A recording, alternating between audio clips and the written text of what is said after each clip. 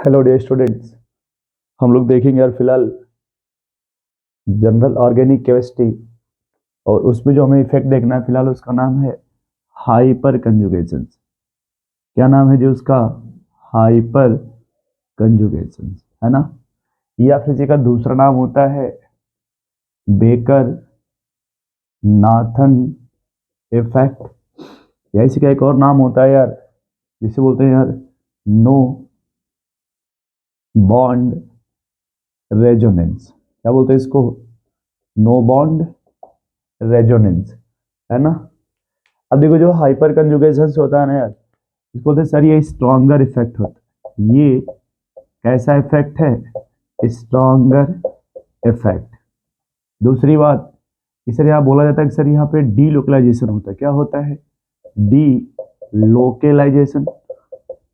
और ये जो डी लोकलाइजेशन है ना, delocalization of sigma bond, किसका डी लोकलाइजेशन होता है जी?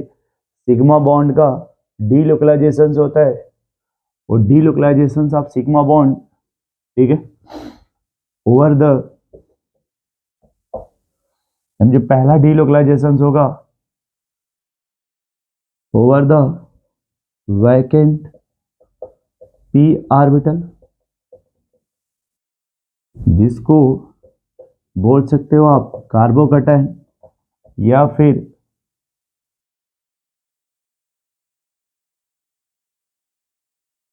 या ऐसे लिख सकते हो आप, है ना। इससे भी अच्छा ये है कि sigma bond over conjugation with, है ना। यानी यहाँ पे आप ऐसे भी लिख सकते हो, और अगर सिंपल तरीके में इसको देखा जाए, sigma gap positive charge, sigma gap free radical, ठीक है। ये मान लो पॉजिटिव चार्ज हो गया, ये फ्री रेडिकल हो गया, सिग्मा गैप पाई बॉन्ड। इस तरह से अगर इस टाइप का कहीं भी कंजुगेशन मिलेगा तो आप इसका नाम हाइपर कंजुगेशन दे सकते हो। क्या दे सकते हो आप? Hyper conjugation.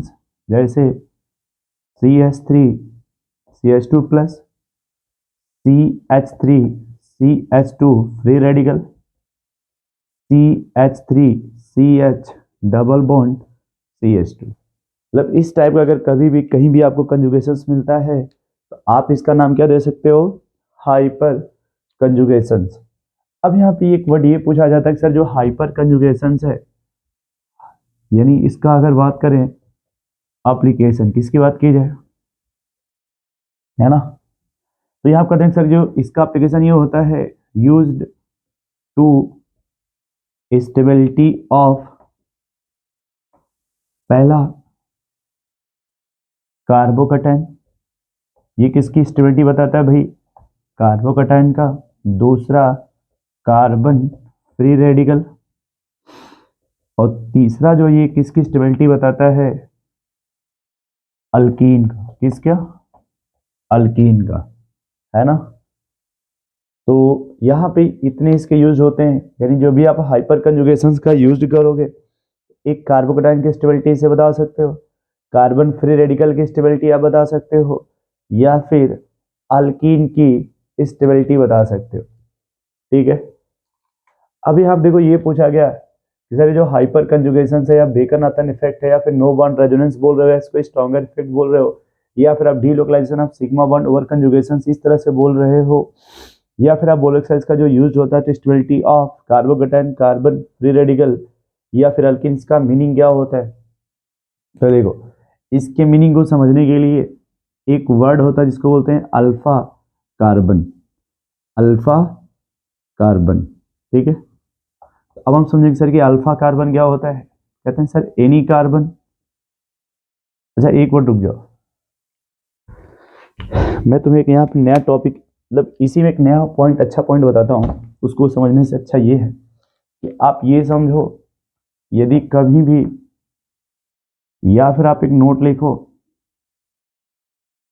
ठीक है, लिखो कि हाइपर कंजुगेशन, हाइपर कंजुगेशन में देखो इसमें एक वर्ड होता है हाइपर कंजुगेशन में, जैसे आपने कहा सर इसकी ये किसकी स्टेबिलिटी बताता है? कार्बोकैटायन का, फ्री रेडिकल का, और फिर किसका, अल्कीन का। इन तीनों को मिला करके आप बोलोगे एक्टिव सेंटर, इन्हें क्या बोलोगे आप, एक्टिव सेंटर के। सर इनको हम फिलहाल बोलेंगे एक्टिव सेंटर।